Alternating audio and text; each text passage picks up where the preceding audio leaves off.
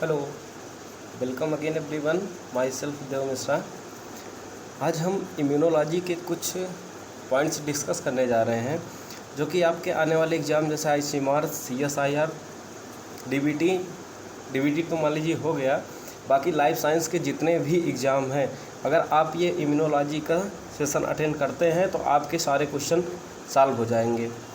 मतलब कि इम्यूनोलॉजी का रिवीजन आपको करना है तो ये वीडियो आप यूट्यूब पे रहेगा, आप जब चाहें तब आप रिवीजन कर सकते हैं।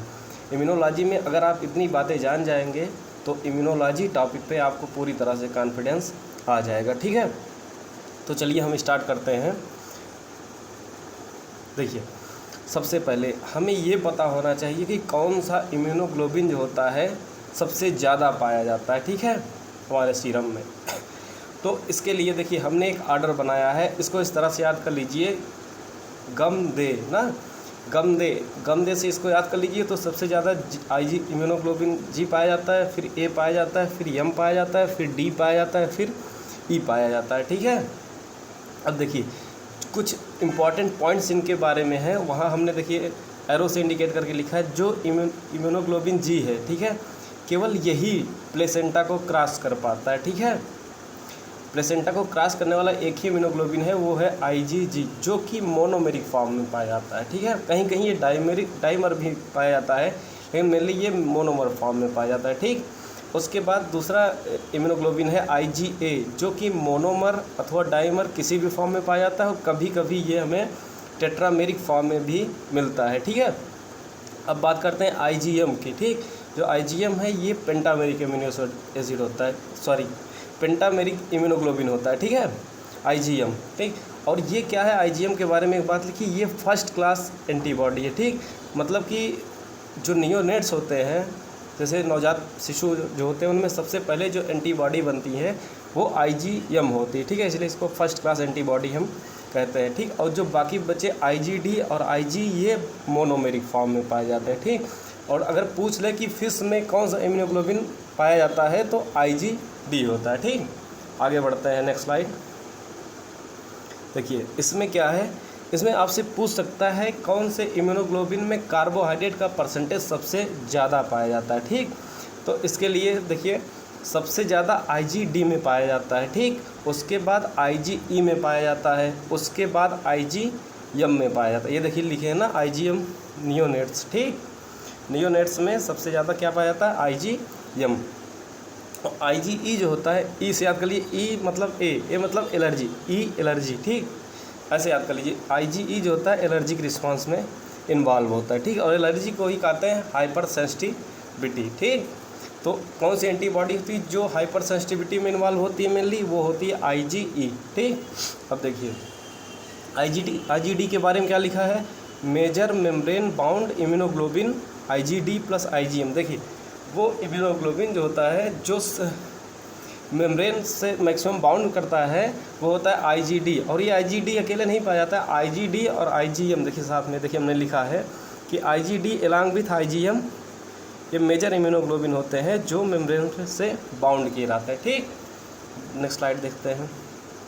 इसमें क्या है, कॉम्प्लीमेंट एक्टिवेशन। ठीक, पूछ सकता है कि कॉम्प्लीमेंट एक्टिवेशन सबसे ज़्यादा कौन करेगा। ठीक, तो इसका ये है कि IgM सबसे ज़्यादा कॉम्प्लीमेंट एक्टिवेशन करता है, उसके बाद कौन करता है, IgG। ठीक, अब देखिए IgM के बारे में दो बात, एक ये कॉम्प्लीमेंट एक्टिवेशन सबसे ज़्यादा करेगा, दूसरा ये एग्लूटिनेशन बहुत ज़्यादा करेगा। ठीक है, क्योंकि ये पेंटामेरिक फॉर्म में पाया जाता है, तो ये एंटीबॉडी की तरह से भी अच्छा रिस्पांस कर सकता है, और कहीं पे एग्लूटिनेशन होगा तो वहाँ भी वही मैक्सिमम करेगा। ठीक, अब देखिए जो IgG होता है, इसके बारे में एक बहुत इंपॉर्टेंट बात है कि यही एक इम्यूनोग्लोबिन है जो माइक्रोफेज अथवा न्यूट्रोफिल से बाइंड कर पाता है। ठीक है, तो अगर पूछे कि ऐसा कौन सा इम्यूनोग्लोबिन है जो माइक्रोफेज और न्यूट्रोफिल से बाइंड करता है, तो एक ही इम्यूनोग्लोबिन होता है, वो होता है IgG। अच्छा, आपसे ये पूछ सकता है कौन सा इम्यूनोग्लोबिन होता है जो मास्ट सेल से बाइंड करता है, वो होता है IgE।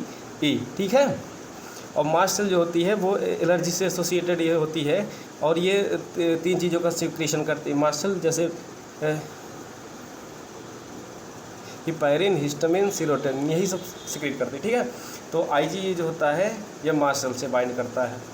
अब नेक्स्ट देखते हैं, और देखिए हाफ लाइफ टाइम पूछ सकता है, ठीक है।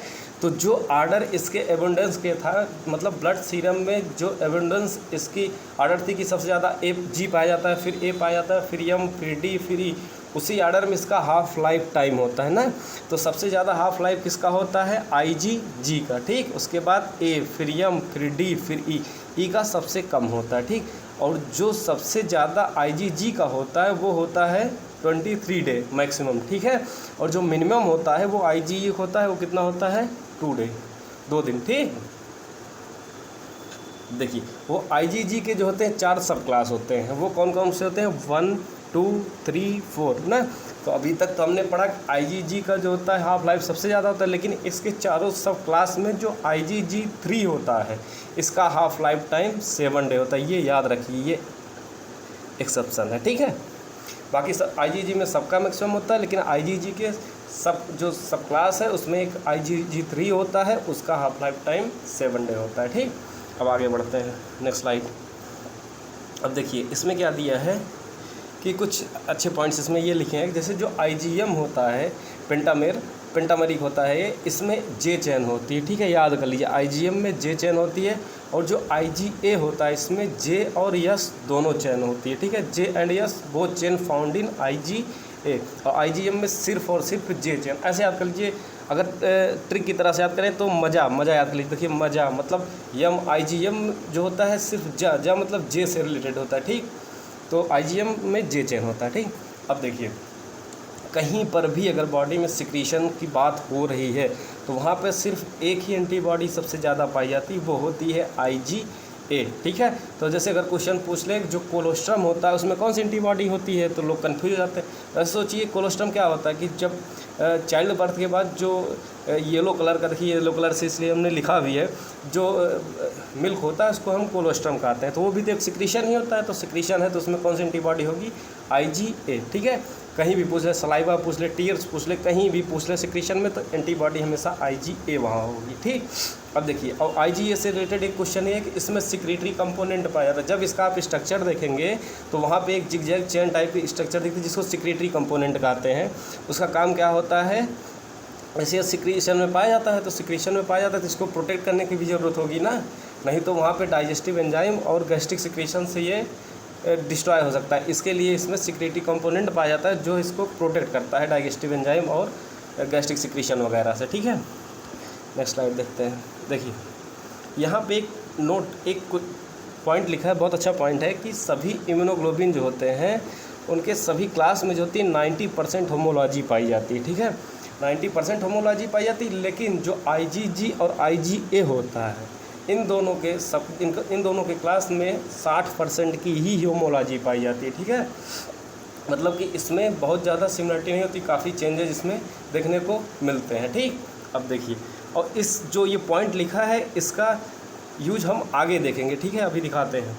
अब देखिए अगर हमें एक एंटीबॉडी का स्ट्रक्चर बनाए तो वो ऐसे वाई शेप होता है, इसमें 2 लाइट चेन होती है, 2 हैवी चेन होती है। बहुत बेसिक चीज़ें हैं, आपको पता होंगी। इसमें जो न्यू चीज़ें हैं हम आपको बताने की कोशिश करते हैं। देखिए ये जो ऊपर होता है N टर्मिनल होता है, और जो नीचे होता है ये C टर्मिनल होता है, ठीक। देखिए ये जो रीजन होता है इसको FC रीजन कहते हैं, ठीक है। और जो ऊपर वाला रीजन होता है जहाँ पे फॉर्क लाइक स्ट्रक्चर दिखता है, यहाँ पे FAB रीजन कहते हैं, ठीक। FC रीजन का मतलब कांस्टेंट रीजन नहीं है, FC का कांस्टेंट रीजन इसको कहते हैं, लेकिन यहाँ पे FC का मतलब है फ्रेगमेंट क्रिस्टलाइजेबल, ठीक है, जो कि क्रिस्टलाइज किया जा सकता है, ये वो फ्रेगमेंट FC कहलाता है। और जो फ्रेगमेंट एंटीजन बाइंडिंग रीजन होता है उसको FAB रीजन कहते हैं, ठीक है। तो FC को कांस्टेंट रीजन भी कहते हैं, ठीक है। और जो FAB होता है यहाँ पे क्या होता है? वेरिएबल रीजन होता है, ठीक है। अब देखिए इसमें एक क्वेश्चन ये बन सकता है। देखिए सबसे पहले क्या होता है, जो हिंज रीजन होती है जहाँ पे ये फॉर्क्स जहाँ से स्टार्ट होते हैं वो हिंज रीजन होती है, वो पूछ सकता है कौन से वहाँ पे अमीनो एसिड पाए जाते हैं मैक्सिमम, ठीक है। तो जो हिंज रीजन होती है वो प्रोलीन और सिस्टीन एमिनो एसिड रिच होती है, ठीक है। ये क्वेश्चन याद कर लीजिए, शायद पूछ सकता है, ठीक है। प्रोलीन और सिस्टीन रिच होती है, जो सिस्टीन होता है वो सल्फर कंटेनिंग एमिनो एसिड होता है, ठीक। इतनी बात आप जानते हो। अब देखिए जो FAB रीजन होता है यहाँ ऊपर की तरफ एक बहुत इंपॉर्टेंट ये पॉइंट है, CDR पाया जाता है जिसको कहते हैं कॉम्प्लीमेंट्री डिटरमाइनिंग रीजन, ठीक है। तो अब देखिए कितने CDR पाए जा रहे हैं। देखिए ये लाइट चेन और हैवी चेन दोनों पे देखिए ये CDR पाई जा रही ना, इसीलिए देखिए एक लाइन पूरा खींच दिए हम।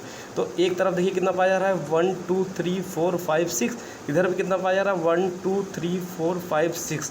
तो मतलब कि एक एंटीबॉडी में CDR रीजन टोटल कितने पाए जा रहे हैं 12। तो एक बार क्वेश्चन पूछा था किसी एग्जाम ने कि जो IgM होता है, IgM में कितने CDR रीजन पाए जाते हैं। ठीक है, अब देखिए अगर एक एंटीबॉडी में 12 पाए जा रहे हैं तो IgM कितना होता है, पेंटामेरिक होता है। जब पेंटामेरिक होगा तो उसमें 5 एंटीबॉडी होगी, तो 12 पंचे 60। तो पूछ सकते, देखिए तो इसका आंसर आ गया जो IgM होता है इसमें जो CDR रीजन होते हैं वो 16 होते हैं। ठीक, अब नेक्स्ट स्लाइड देखते हैं। अब देखिए वहाँ पे हमने पढ़ा था कि 90% होमोलॉजी जो होती है इनके क्लास के बीच में होती है। ठीक, लेकिन IgG और IgA के बीच 60% होमोलॉजी होती है, उसमें चेंजेस पाए जाते हैं। अब वो चेंजेस कहाँ पाए जाते हैं, तो देखिए एक टर्म होता है आइसोटाइप। आइसोटाइप का ये मतलब होता है कि जब हम एंटीबॉडी में अगर हम कांस्टेंट रीजन पे चेंज अगर हम देखते हैं, कांस्टेंट रीजन पे डिफरेंस हमें अगर मिलता है तो उसको हम आइसोटाइप करते हैं। देखिए 3 टर्म है, आइसोटाइप, एलोटाइप, इडियोटाइप। यहाँ पे एकदम ध्यान से समझ लीजिए, आज के बाद कभी इस चीज़ में कन्फ्यूजन नहीं होगा। ठीक है, जो आइसोटाइप होते हैं उसमें कांस्टेंट रीजन पर डिफरेंस देखने को मिलता है। देखिए जैसे दो क्लास की एंटीबॉडी, एक IgA है एक IgG है। ठीक है, तो हम देख रहे हैं, देखिए बाकी स्ट्रक्चर सब सेम दिख रहा है, लेकिन देखिए जो कांस्टेंट ये कांस्टेंट रीजन में आ जाता है ना इधर, देखिए जो कांस्टेंट रीजन वाला पोर्शन है वहाँ पे यहाँ Z दिख रहा है, यहाँ Y दिख रहा है, मतलब कि कांस्टेंट रीजन पे कुछ चेंज दिख रहा है दोनों में। ठीक है, तो ये आइसोटाइप होते हैं। अगर हम बात करें गम दे जो एंटीबॉडी सभी होती हैं IgG, IgA, IgM, IgD, IgA, ठीक है, ये आइसोटाइपिक डिटर्मिनेंट होता है। ठीक है, क्योंकि मतलब कि इनके हमेशा कांस्टेंट रीजन पे ही चेंजेस हमें देखने को मिलेंगे। ठीक, ये होता है आइसोटाइप। क्लियर हो गया कि कांस्टेंट रीजन पे अगर डिफरेंस हमें कुछ दिखे तो वो आइसोटाइप होता है। नेक्स्ट देखते हैं, एक होता है इडियोटाइप। देखिए वो वहाँ पे कांस्टेंट रीजन पे दिखेगा और इडियोटाइप में वेरिएबल रीजन पे दिखेगा। ठीक है, तो ऐसे आप लीजिए जो आई है आइसोटाइप और आई से ही है इडियोटाइप, मतलब आई वालों में ही कांस्टेंट और वेरिएबल रीजन पे डिफरेंस दिखते हैं। ठीक है, अब नहीं कन्फ्यूजन होगा इसमें। ठीक, देखिए इडियोटाइप में क्या होता है, वेरिएबल रीजन पे डिफरेंस दिखते हैं। ठीक है, जैसे मान लीजिए एक ह्यूमन ए है। ठीक है, दोनों ह्यूमन सेम ही हैं। ठीक है, और उसमें एंटीबॉडी कौन सी है, IgG1 IgG1, दोनों में एंटीबॉडी भी सेम है। ठीक है, लेकिन क्या दिख रहा है कि अगर मान लीजिए उसमें एक एंटीजन Y आया, ठीक है, दूसरे पे एंटीजन X आया। ठीक है, एक एंटीजन Y है एक एंटीजन X आया, तो अगर डिफरेंट एंटीजन आएंगे तो उसके लिए वेरिएबल रीजन पे भी डिफरेंस एमिनो एसिड के पाए जाएंगे ना, क्योंकि तभी तो वो उसके एपिटॉप से बाइंड कर पाएंगे। ठीक है, तो वो इडियोटाइप कहलाता है। अगर वेरिएबल रीजन पे हमें चेंज, देखिए यहाँ पे देखिए हम इस तरह से दिखाएं वेरिएबल रीजन पे, देखिए यहाँ पे येलो दिख रहा है, यहाँ पे ऑरेंज कलर दिख रहा है। ठीक है, इससे हमें ये समझ में आया कि यहाँ पे वेरिएबल रीजन पे चेंज दिख रहे हैं। और इसमें क्या होगा, जब डिफरेंट एंटीजन आएगा तो वेरिएबल रीजन पे एमिनो एसिड के सीक्वेंस भी चेंज होते हैं। ठीक है, ताकि वो उसके बाइंड कर सके, क्योंकि एंटीजन डिफरेंट होगा तो एंटीजन का एपिटॉप डिफरेंट होगा, तो उसके जो रिसेप्टर होंगे वो डिफरेंट होंगे। ठीक है, ये हो गया इडियोटाइप। अब बात करते हैं एलोटाइप। एलोटाइप में क्या होता है, इसमें एलीलिक डिफरेंस दिखते हैं। ठीक है, एलीलिक डिफरेंस दिखते हैं। उधर तो देखिए इसमें हो गया वेरिएबल रीजन पे चेंज दिखेगा, इसमें कांस्टेंट रीजन पे डिफरेंस दिखेगा, और इसमें क्या होगा, एलीलिक चेंजेस दिखेंगे, एलील पे चेंज दिखेंगे। अब देखिए जैसे 2 ह्यूमन है, एक ह्यूमन ए है एक ह्यूमन बी है। देखिए एंटीबॉडी पूरी सेम दिख रही, लेकिन मान लीजिए अगर कहीं पे एलील में कोई चेंज हो, कहीं पे देखिए इधर क्या है, येलो कलर का एमिनो एसिड जो है ट्रायंगुलर दिख रहा है, इधर ये क्या दिख रहा है, ये ऑरेंज कलर का दिख रहा है। ठीक है, तो मतलब एलील में चेंज आ गया, जिसकी वजह से स्ट्रक्चर थोड़ा सा हमें चेंज दिखा। नहीं तो अगर दोनों येलो कलर होता तो ये तब तो डिफरेंस रहा ही नहीं जाता। देखिए यहाँ पे येलो है यहाँ पे है। अब ये कहीं भी हो सकता है, वेरिएबल पे भी हो सकता है, कांस्टेंट पे भी हो सकता है, बस ये होता है कि इसमें एलील में डिफरेंस दिखते हैं। ठीक है, एलील में डिफरेंस होने से ये चेंज हो जाता है। ठीक, आगे बढ़ते हैं। अब देखिए ये बहुत इंपॉर्टेंट पॉइंट है, यहाँ से क्वेश्चन आ सकता है। ठीक है, और इसमें बहुत कन्फ्यूजन होता है। देखिए एंटीजन 2 टाइप के होते हैं, एक एंडोजीनस एंटीजन होता है, देखिए, और एक एक्सोजीनस एंटीजन होता है। जैसे जो हमारी बॉडी में टॉक्सिसिटी प्रोड्यूस करने वाले कुछ ऐसे माइक्रो ऑर्गेनिज्म अपने आप ही उत्पन्न हो जाते हैं, तो उसको हम एंडोजीनस एंटीजन कहते हैं। ठीक, अगर कोई बाहरी वायरस या बैक्टीरियल मतलब कुछ भी इन्फेक्शन बाहर से अगर हमें होता है तो वो एक्सोजीनस एंटीजन कहलाते हैं। ठीक है, अब देखिए इनके सब दोनों के बारे में 5 पॉइंट है, पाँचों बहुत इंपॉर्टेंट है और टू द पॉइंट ऐसे ही क्वेश्चन है पूछता है। ठीक, जो एंडोजीनस एंटीजन अगर आता है तो उसके लिए सबसे इंपॉर्टेंट क्या लिए साइटोसोलिक पाथवे यूज होती है। कौन सी? साइटोसोलिक पाथवे होती है। ठीक, और उसमें कौन सा एमएचसी मेजर हिस्टोकम्पैटिबिलिटी कॉम्प्लेक्स कहते हैं एमएचसी को। तो पूछता है कौन सी एमएचसी इन्वॉल्व होती है? क्लास फर्स्ट एमएचसी इन्वॉल्व होती है। ठीक है, उसके बाद इसमें पूछता है कौन सा टी सेल्स इन्वॉल्व होता है, तो CD8+ टी सेल इन्वॉल्व होता है। ठीक, और देखिए एक पॉइंट और है, इसमें जो होता है जो एंटीजन होता है उसका प्रोटियोसोमल डिग्रेडेशन होता है। ठीक है, प्रोटियोसोम में डिग्रेड किए जाते हैं, प्रोटियोसोमल डिग्रेडेशन होता है। ठीक, और इससे एसोसिएटेड होती है टाइप 1 और टाइप 2। इसका क्वेश्चन हमने दिया था कहीं पे। ठीक है, हमने अपने टेलीग्राम ग्रुप में इसका क्वेश्चन दिया था कि टाइप 1 और टाइप 2 किससे एसोसिएटेड है। ठीक है, तो उसका ऑप्शन ये था कि एक्सोजीनस एंटीजन और एसोसिएटेड विथ साइटोसोलिक पाथवे। ठीक है, इसमें परफोरिन और ग्रे एंजाइम भी इन्वॉल्व होता है। ठीक, ये 5 पॉइंट बहुत ही ज़रूरी है, ये याद कर लीजिए। ठीक है, आगे बढ़ें। अब देखिए कंपेयर करके देख लीजिए, एक्सोजीनस जो एंटीजन होता है, जो एंडोजीनस होता है इसमें साइटोसोलिक पाथवे और एक्सोजीनस में एंडोसाइटिक पाथवे इन्वॉल्व होता है। ठीक है, एंडोसाइटिक पाथवे इन्वॉल्व हो गया और इसमें क्लास सेकेंड एमएससी इन्वॉल्व होती है, क्लास सेकेंड एमएससी इन्वॉल्व।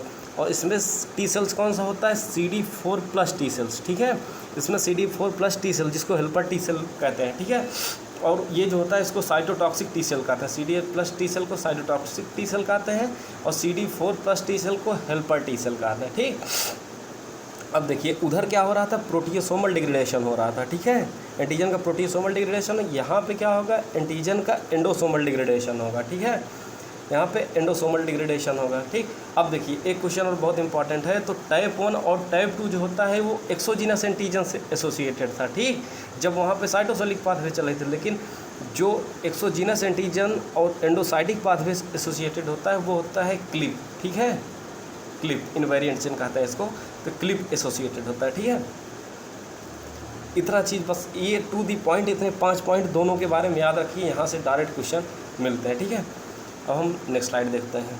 देखिए अब हम 3 टर्म की बात करते हैं। 3 टर्म जान लीजिए, जैसे एपिटोप, एग्रीटोप और पैराटोप। ये बहुत कन्फ्यूजन करते हैं, आ जाते हैं तो हमें कन्फ्यूजन हो जाता है, लेकिन ये पूरा अच्छे से पढ़ लीजिए, फिर कभी कन्फ्यूजन नहीं होगा। हमने तीनों को यहाँ पे क्लियर कर दिया। देखिए एपिटोप क्या होता है?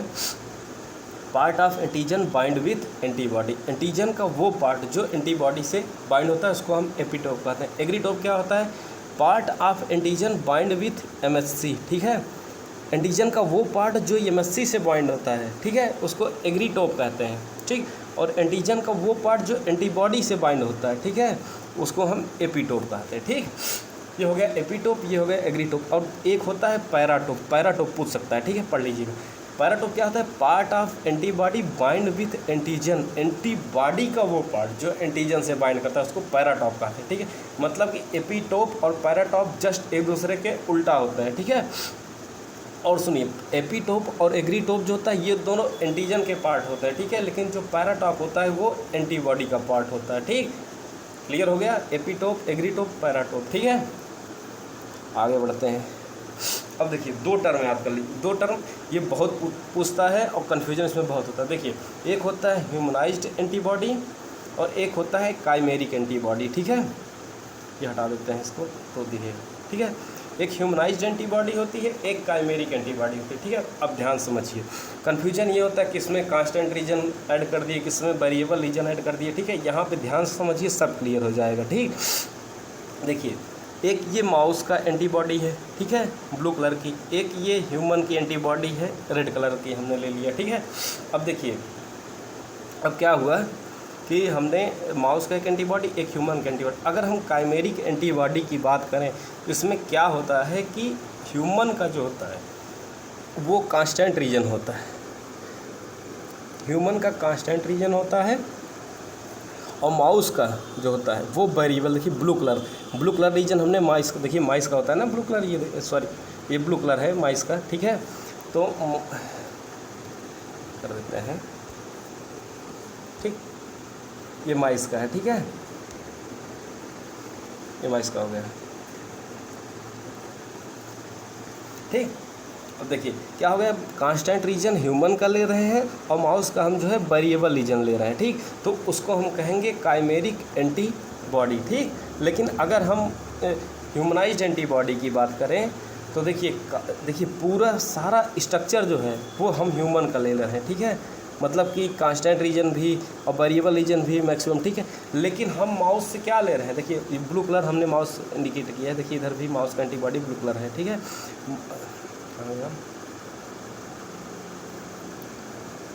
ठीक है, तो माउस का अगर हम CDR रीजन माउस का लें और बाकी सब ह्यूमन का लें, उसको हम ह्यूमनाइज्ड एंटीबॉडी कहते हैं। मतलब ह्यूमनाइज्ड नाम सही लग रहा है, ह्यूमन का इसमें मेजॉरिटी है, ठीक है। इस एंटीबॉडी में ह्यूमन का मेजर पोर्शन होगा। लेकिन जो CDR रीजन देखिए कहाँ होते हैं, ये ऊपर ही होते हैं ना, बताए थे 12 CDR रीजन होते हैं। अगर CDR रीजन अगर हम माउस का लें और बाकी रीजन ह्यूमन का लें तो उसको हम ह्यूमनाइज्ड एंटीबॉडी कहते हैं। लेकिन अगर हम कांस्टेंट रीजन ह्यूमन का लें और वेरिएबल रीजन माउस का लें तो उसको हम क्या कहते हैं, काइमेरिक एंटीबॉडी, ठीक। अब आगे बढ़ते हैं। अब देखिए ये लास्ट स्लाइड है हमारी। लास्ट स्लाइड क्या है, देखिए इसमें हाइपर सेंसिटिविटी की बात, इसको आप लोग पढ़ लीजिएगा। हाइपर सेंसिटिविटी रिएक्शन बहुत पूछता है, ठीक है। तो हमने अभी शुरू में ही बताया था हाइपर सेंसिटिविटी में कौन सा इम्यूनोग्लोबिन इन्वॉल्व होता है, IgE, ठीक है। तो IgE भी इन्वॉल्व होता है और IgG भी थोड़ा बहुत इन्वॉल्व होता है, ठीक है। अब देखिए हाइपर सेंसिटिविटी कितने टाइप होती है, 4 टाइप की होती है, टाइप 1, टाइप 2, टाइप 3, टाइप 4, ठीक। जो टाइप 1, टाइप 2 और टाइप 3 जो होती है वो एंटीबॉडी रिलेटेड होती है, ठीक है, एंटीबॉडी से रिलेटेड होती है। और जो टाइप 4 हाइपर सेंसिटिविटी होती है वो T सेल से मीडिएटेड होती है, ठीक है। T सेल रिलेटेड जो होती है वो होती है टाइप 4, याद कीजिए लास्ट वाला जो होता है वो सबसे अलग होता है। तो लास्ट वाला T सेल मीडिएटेड होता है, बाकी ऊपर वाले तीनों जो होते हैं एंटीबॉडी एसोसिएटेड होते हैं, ठीक है। तो जो टाइप 1 होता है भाई, टाइप 1 पे वही रहेगा जो सबसे इंपॉर्टेंट है। तो हमने सबसे इंपॉर्टेंट एलर्जिक रिएक्शन किसको बताया था, IgE। तो टाइप 1 पे IgE आ जाता है, ठीक। अब टाइप 2 पे किसको लाएंगे, IgG और IgM। तुमने बताया था थोड़ा बहुत एक्सटेंट पे IgG और M ये लोग भी हेल्प करते हैं हाइपर सेंसिटिविटी, ठीक। तो IgE सबसे पहले आता है, टाइप 2 पे IgG और IgM आता है, और टाइप 3 में क्या आता है, IgG, ठीक है। ये हाइपर सेंसिटिविटी हमारी ख़त्म हुई। मुझे लगता है कि ये सारे टॉपिक्स आपको क्लियर हो गए होंगे, बहुत सारे टर्म्स आपको क्लियर यहाँ पे हुए होंगे, ठीक है। और अगर आपको किसी भी टॉपिक के यूनिट के अगर आपको टेस्ट ज्वाइन करना है तो हमारा टेलीग्राम चैनल है जिसका हम डिस्क्रिप्शन में लिंक दे देंगे, वहाँ से आप ज्वाइन कर सकते हैं, जहाँ पे आपको डेली जो है टेस्ट मिलेंगे फ्री ऑफ कॉस्ट, कोई पैसा नहीं लगता है, ठीक है। हमारा ग्रुप है CSIR net life science booster, उसका जो है हम लिंक जो है अभी डिस्क्रिप्शन में हम दे देंगे, जिसको ज्वाइन करना हो ज्वाइन कर लें, ठीक है। Thank you so much everyone, thank you.